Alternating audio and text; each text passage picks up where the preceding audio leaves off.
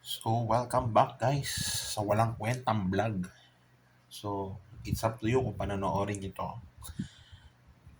This time, magbubuo tayo ng BMAX gamit ang Super 2 chassis. At ang kit na bubuuin natin ay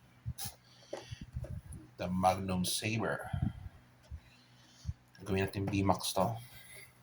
So, kung interesado ka, panoorin mo to. So,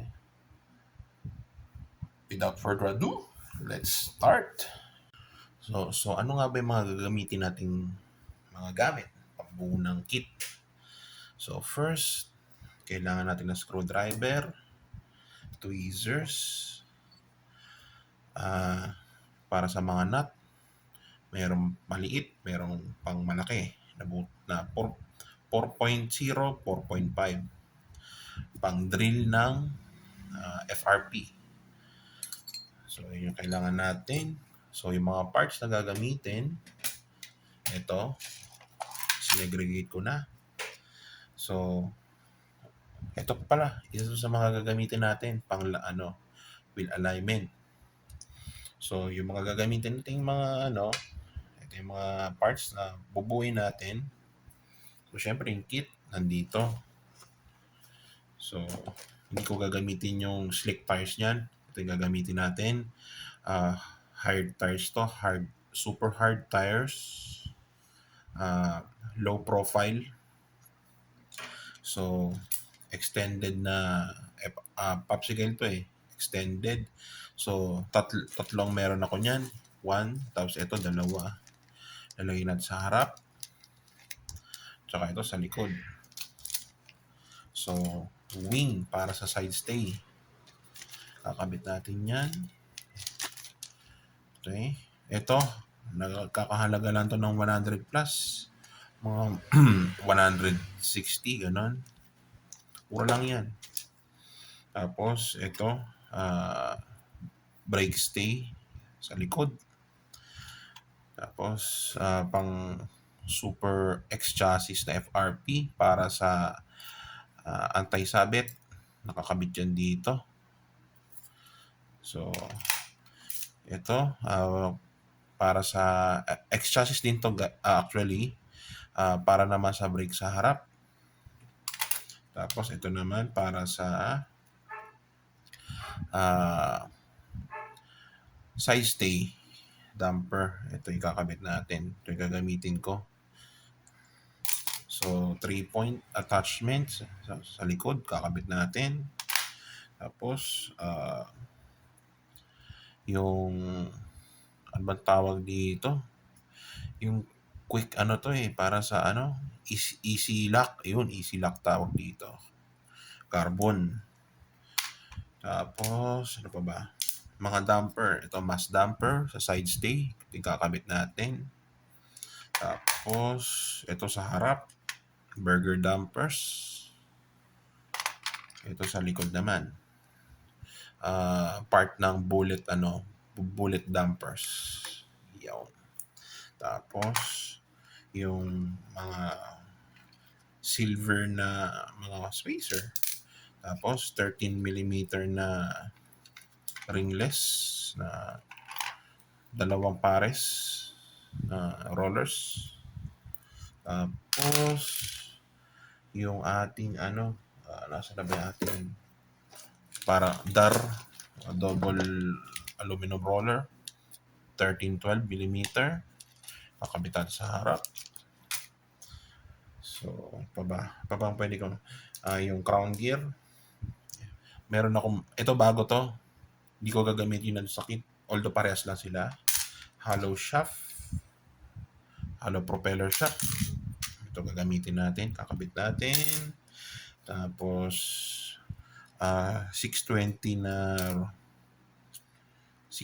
na bearing para doon sa wheel shaft. Tapos ito yung hexagon na 620, kakabit natin doon sa may gear. Mamaya papakita ko sa inyo. So shaft para doon din sa gear to. So hindi ko gagamitin na doon, meron tayong stock dito. So stabilizer, baka bibili pa lang ako. So, as of now, siguro ball ano muna ilalagay ko. Stabilizer, ball stabilizer muna.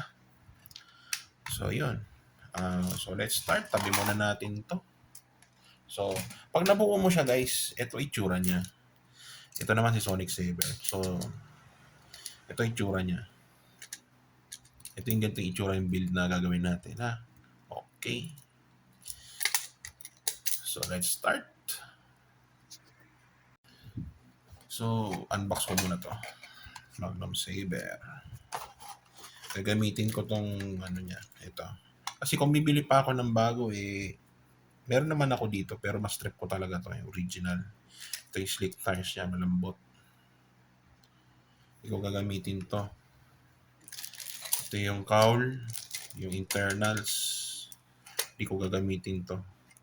Ito, papata ko sa inyo paano ginagamit. Nakita ko lang to sa mga Indonesian na vlog paano lang kinakabit to at po para saan. Tapos, yung motor, yung shock, propeller shock, gear, mga tornilyo. Ito hindi to ABS lang to guys, hindi to carbon. Yung sticker. So, tabi natin to. Okay. So, ayun. Bago pala ako magsimula, yung mga bearing, binabad ko na siya sa lighter fluid. Bakit ko binabad? Para mawala yung mga excess na langis na nagamit before. Yun ang ayos nun. So, itong video na to is para sa mga first time magbi-build ng VMAX na gamit ang Super 2. So, yun. Open natin to.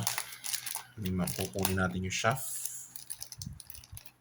Ito mga rollers dito, hindi natin gagamitin yan guys.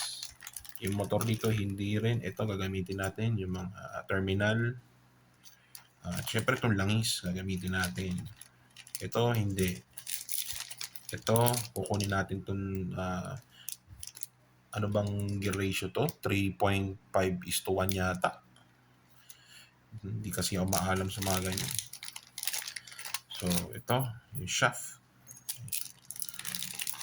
So, yun lang yung kukunin natin. So,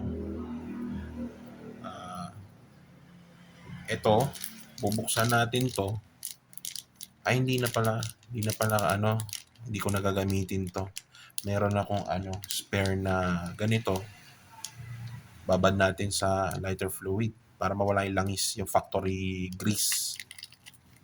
Tapos pakita ko sa inyo paano ko siya naman nire-oil. So, itong style ko to. May ibang manlalaro din na tulad ko na iba rin yung style nila. Iba yung pro. Ako siguro matatawa, amateur lang ako dito. So, libangan ko lang to, hindi ako sumasali sa mga big races. Pero bala ko sumali sa mga small races ng brickyard soon. Kailangan ko pa ng mga kotse. Magfo-focus ako sa Super 2. So, ito yung bearing 520 na kinakabit sa mga sa mga rollers, sa lahat ng rollers. Ito yun. AO mini 4-wheel drive parts. Bago to, hindi ko pa nabubuksan pero matagal ko na siya nabili. Tapos meron ako extra na 3 dito. Ayan. Gagamitin natin siya. Kukuha lang ako ng isa rito. Tapos ilulublob natin sa lighter fluid para mawala yung mga excess grease, alikabok. Yun. So, ito na siya. Binabad ko na yung mga bearing. Yung 520 bearing. Dito na siya. So, siguro mga 5 minutes, 10 minutes pwede na to. Kung wala lang yung langis. So, ito, hindi naman kailangan. Ito, 13mm. Nababad ko na to. Lalangisan na lang natin. Nababad ko na yan. Nasa lighter fluid, pati itong mga 620 na bearing. So, nalagay natin na lang natin mamaya sa lighter fluid. So, ngayon, buo tayo ng parts. So, start tayo sa gulong. So, itong video na to siguro medyo mahaba. Pwede nyo skip. Itong walang kwentang vlog na to. Gusto nyo panoorin, it's up to you guys. Okay. Hindi ko sinasabing kopyahin nyo tong ginagawa ko. Idea lang to para sa mga beginner. So, bakit ako merong double adhesive dito? Lalagyan mo to. Bakit kamo? Kasi in the long run, natatanggal to. Ayun, kita mo maluwag oh. Maluwag siya. Natatanggal siya guys. Allowed naman to sa brickyard. Allowed naman tong gawin. So, yun. Pakita ko sa inyo paano nilalagay yung double adhesive. Kailangan mo syempre ng gunting.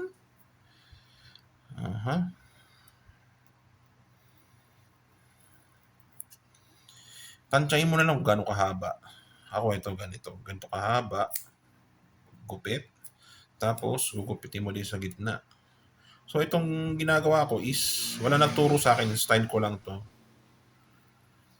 Yung iba, bibigay lang ng advice. Ito gawin mo, ganito gawin mo. Ganyan. Ina-absorb ko lang.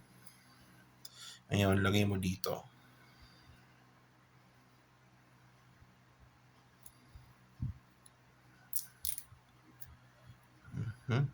Okay. Okay. Tapos diinan mo para hindi umangat. Okay, next. Ano ba ito? Sa likod. Ito din. Okay. Tapos diinan mo para tumikit ng gusto. Okay. Next ulit. Ganun ulit. Tapos, gupit.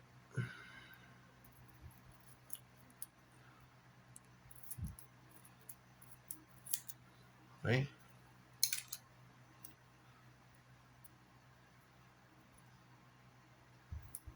Tsaka nood din kayo ng mga ibang tutorial sa YouTube University.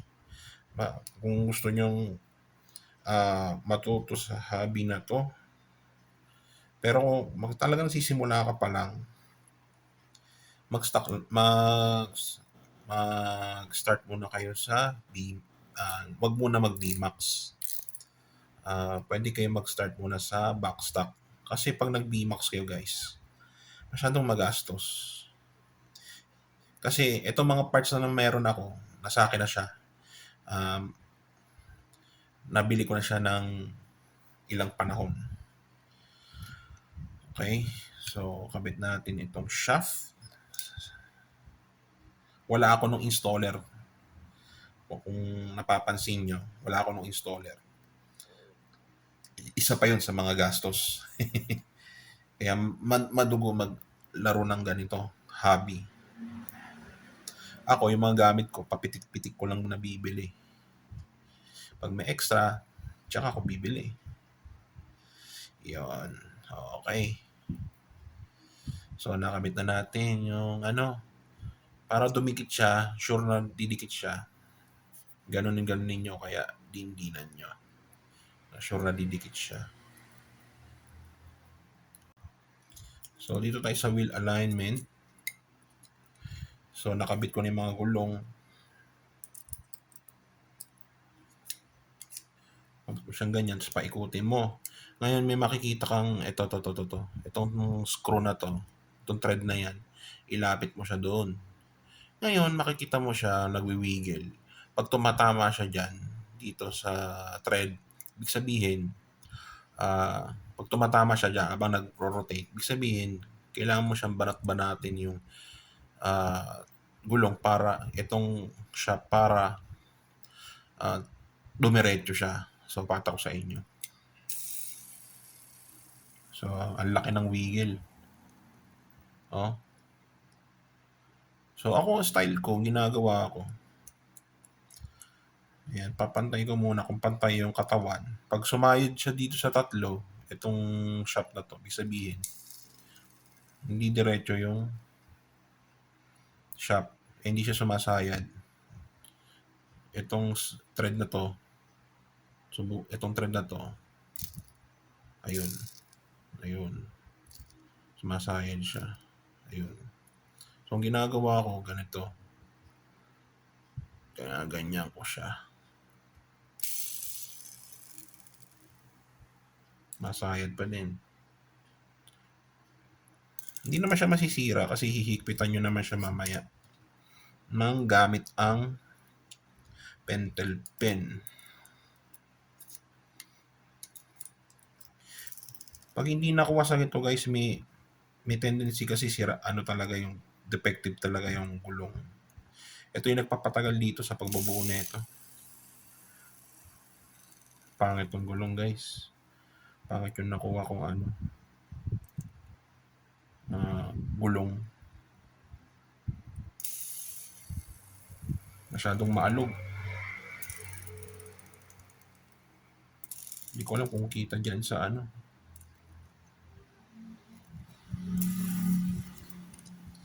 sa sex bomb to sa sa racetrack.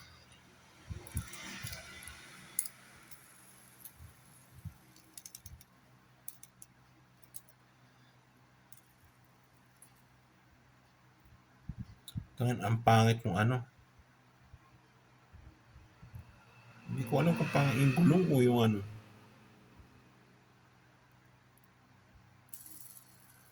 Grabe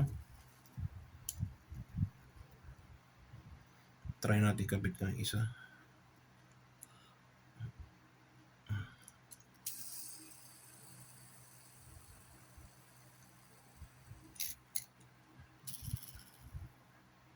Ito din. Ang wiggle.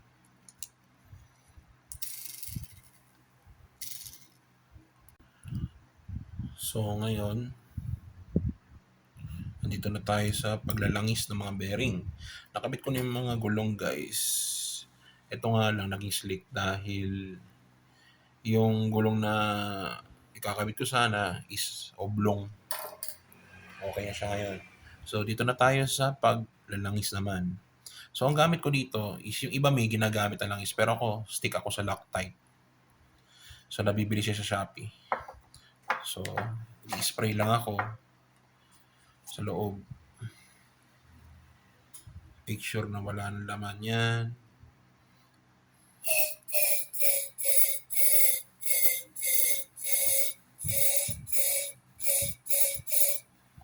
Yun. Tapos ihuhulog ko lahat ng bearing. Hulog.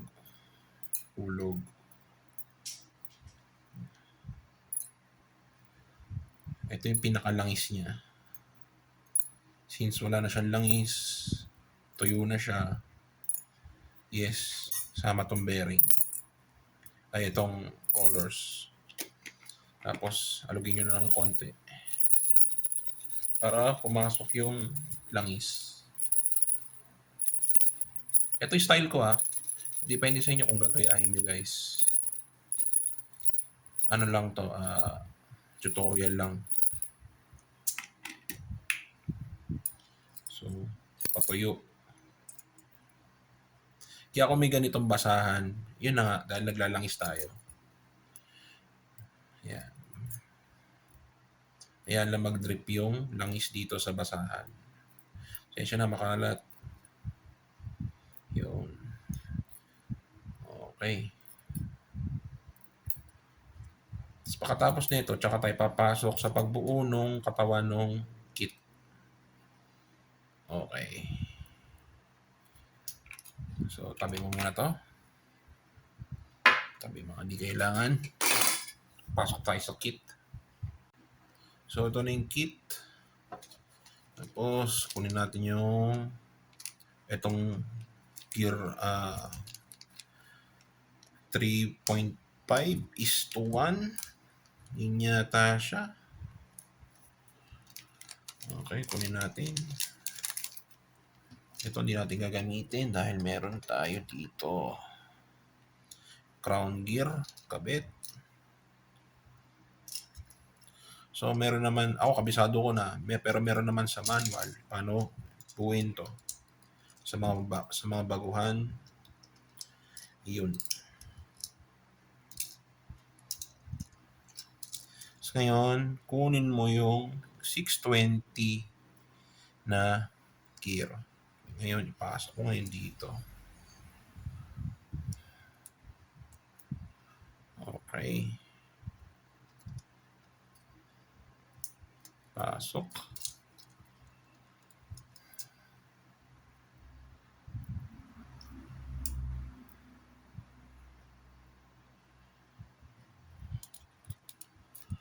Okay. So, try muna natin ikabit to. Actually, okay naman ang slick tires. Grip naman yan eh, for grip. Okay naman siya. So, dito tayo sa pagkabit ng gulong. It's up to you guys kung gagayahin ito. Idea lang to. Itong pinakikita ko sa inyo. Siyempre, pagka pro na kayo or mas magaling na kayo magbuo kaysa sa akin, at least natulungan ko kayo. So, ayan, ipasok ko. Ngayon, para mahigpitan ko, kasi meron kasing mga aksidente na nangyari. Natanggal yung gulong habang tumatakbo. So, ang ginagawa ko namin, mga naglalaro nito, lalagyan namin ng pentel pen. Pentel pen. Yan. Allowed naman yan sa brickyard. Yan. Tsaka mo ngayon ito may tanda ako. Ipapasok ko yun doon. May tanda din yung shaft. Yung para mag-align siya. Yan. Yung tamang makuha mo yung wala akong yung bang installer, wala ako. Okay, kabitan natin.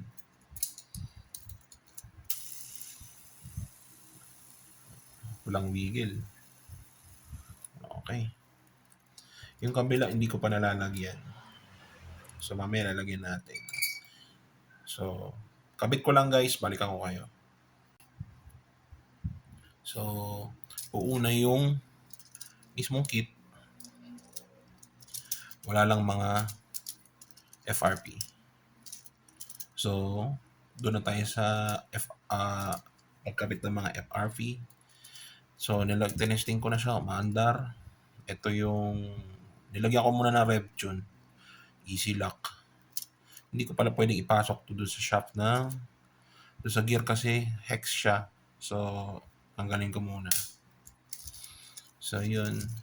Kakabitan natin ng FRP. So, itong wing na to, hindi mo kailangan to. Pwede mo itago. Hindi mo siya kailangan.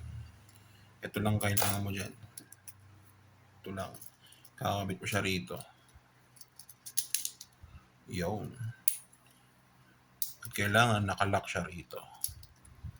Nakabit mo na siya. Susunod mo ngayon kakabit tong 3-point attachment sa likod.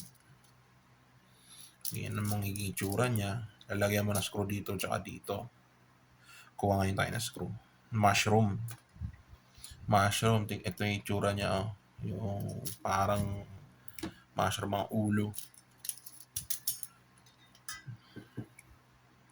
Kabit natin.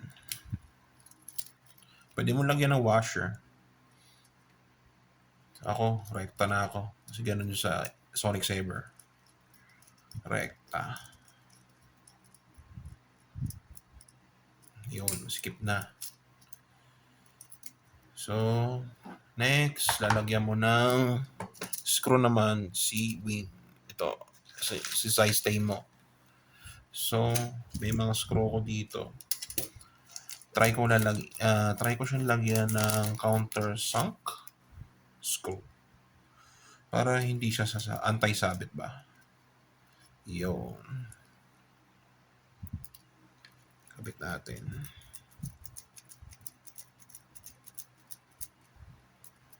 Okay. Alright. Next, ang gagawin naman natin ay ikakabit ito. Ito yung brake natin sa harap. Pero bago yon, ikakabit muna akong dalawang tornilyo na mushroom, tapos medyo mahaba siya.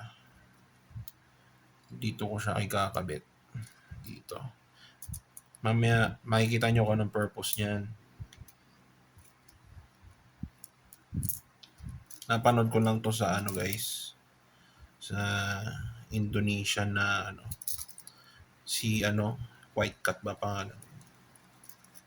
Ayan, umuulan. Ayun. Hindi naman siya sasayad guys. Kasi mamaya matatakpan naman siya ng anong tawag dito? Matatakpan naman siya na FRP. So yun, nakabit ko na. Nakabit ko na siya. Sunod natin ikabit to. Si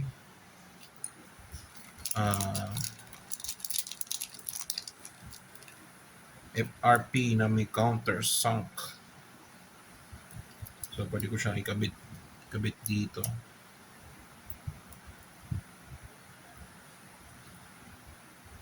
Kabit natin guys. Pause ko lang. So yun, nakikabit ko na. So nakikita nyo saktong-sakto. Tapos hindi yung itong mushroom ano naman, hindi naman siya ano, sasayad. So okay lang. So punta naman tayo dito sa brake stay tsaka sa anti-sabit. Kabit natin. So ito na guys, naikabit ko na yung brake stay sa likod. So ano nga bang ginamit ko na ano rito? Na tornilyo, countersunk siya. Kung hindi ako nagkakamali, siguro ang inilagay ko dito is 12mm o 15. Kaya hindi siya lumabas dito. Saktong-sakto siya. So, yun. Unti-unti na siya nabubo. So, kakabit naman natin. Next sunod is yung FRP na to. Ito okay lang to kahit may mga butas. Kasi gagamitan ko naman siya ng mushroom na tornilyo. So, yun. Nakabit ko na yung side stay niya. So, dito na tayo sa harap. Ito na yun. Kakabit natin ito.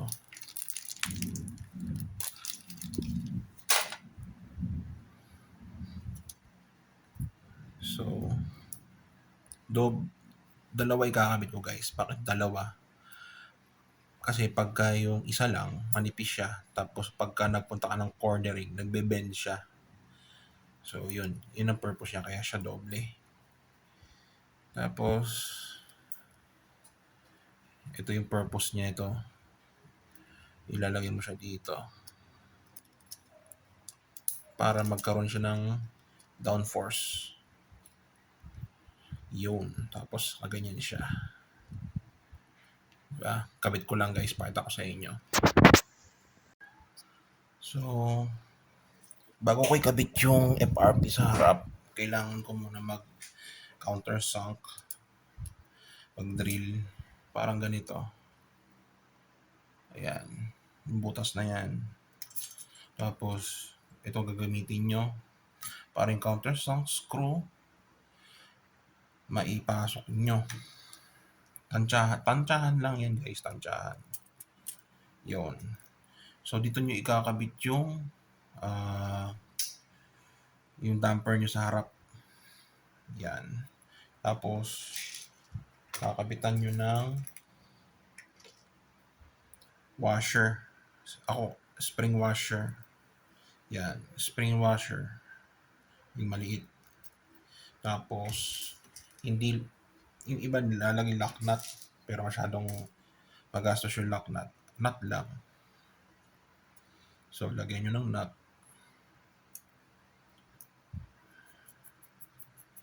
Yun. Yung kabila, ganun din.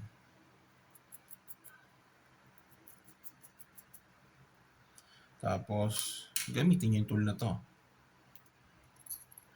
Para humigpitan nyo. Yun, mahigpit na. Yan, pagka hindi nyo makuha at umiikot to, siyempre, ano yun na screw? Yun, para siguradong mahigpit. Yun. So, ngayon, kakabit na natin yung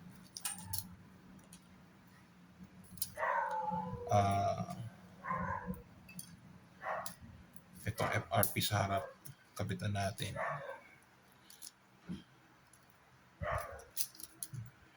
Yung gagamitin ko is itong mushroom na mahaba. Kabit natin dito. Wala akong pan-drill, guys. So, si screwdriver lang.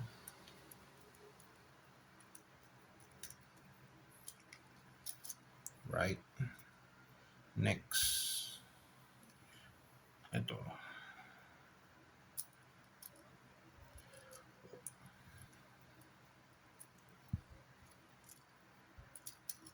Umuulan.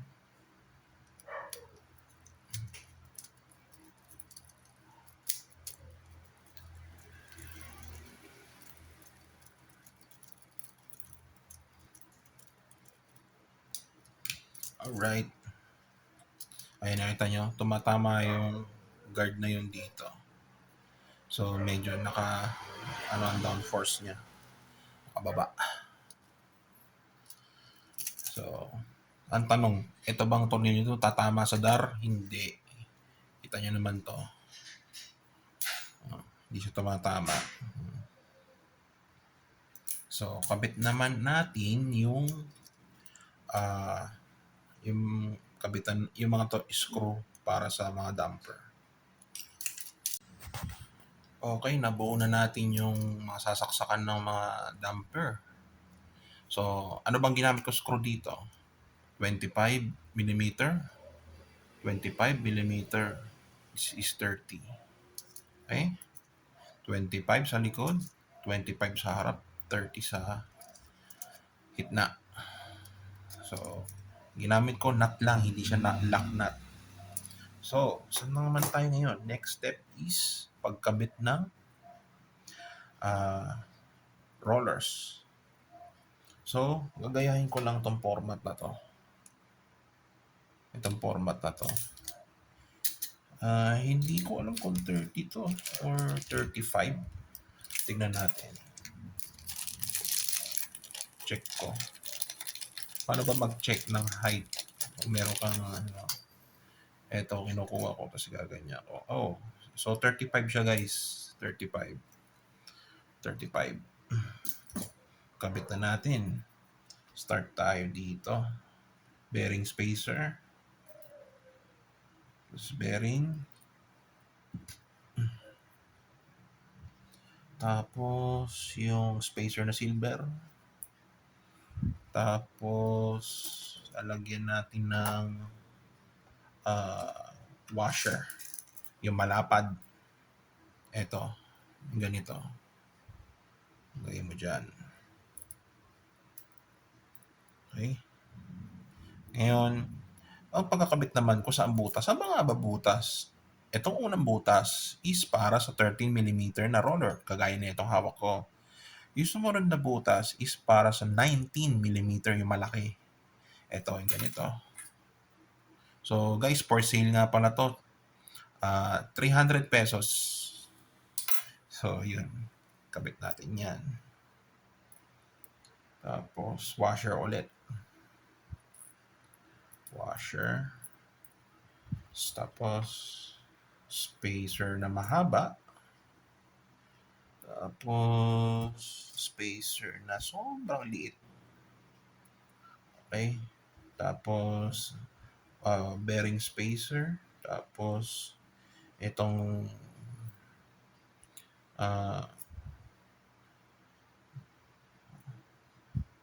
roller. Tapos itong spacer. Tapos lock nut. Bakit lock nut ang ginagamit? Kasi guys, pag nut lang ang ginamit mo, may tendency kasi kakalas siya. Kahit anong higpit mo, kakalas siya. So, nung mga first laro ko ng Tamiya, kumalas yung sa akin. Nawala yung mga gamit ko. Nawala siya. So, yun. Yun. Kabit na yung rollers. Ngayon, ilalagay na natin dito. Attach na natin siya sa likod. Ayan. So, gagamitin ko screw si mushroom ulit. Yun. Screw.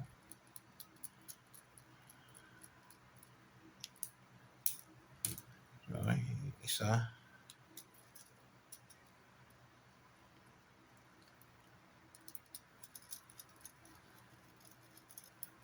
Alright.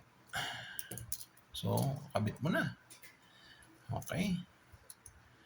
Sunod, kakabit naman natin to sa harap.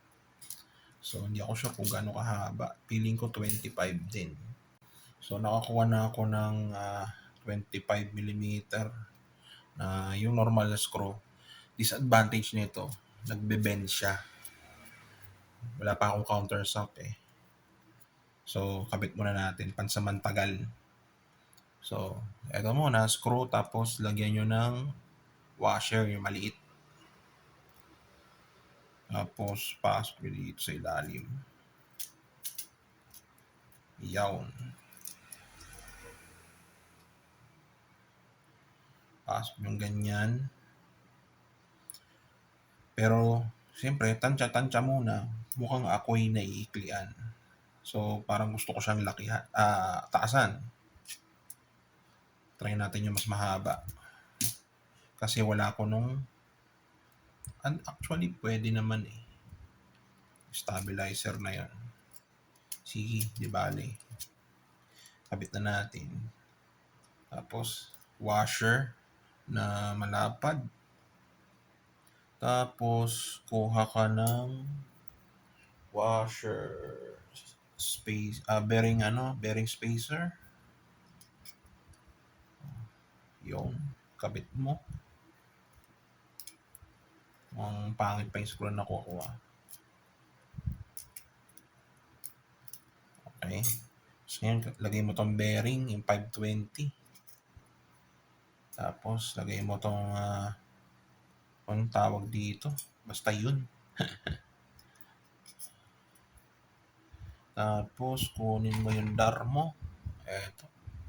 Kabit mo dyan. Tapos, lagay mo ulit tong bearing sa ibabaw.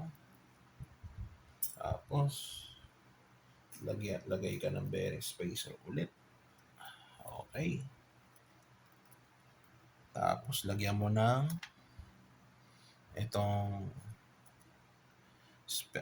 spacer na sumunod sa pinakamaliit.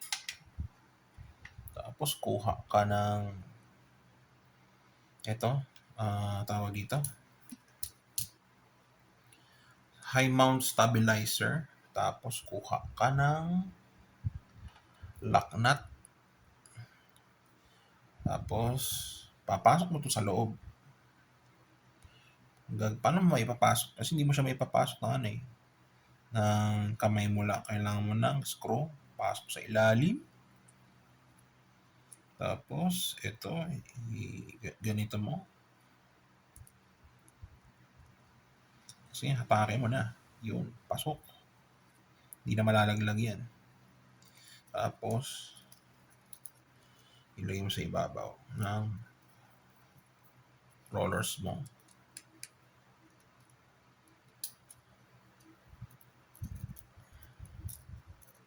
Okay. Ayun na, kabit na. Kabit natin yung isa. So, yun, kabit na yung mga rollers, no? Magkaiba nga lang yung kulay, pero okay lang. So, kabit ko yung dar. So, dito na tayo sa last part. Mga damper. Para ba maglagay ng damper? Isipin nyo, pinakamabigat nyong dala-dala ay nasa likod. So, ba't ka pa maglalagay ng damper na pinakamabigat sa likod? Yung magaan lang ilalagay mo. Tapos, yung pinakamalaki naman na damper, dapat sa gitna para balanse. Yun yung ano ko lang ha, aking mindset.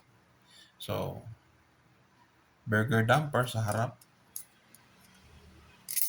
Okay. Tapos, yung itong mass damper na to, sa gitna.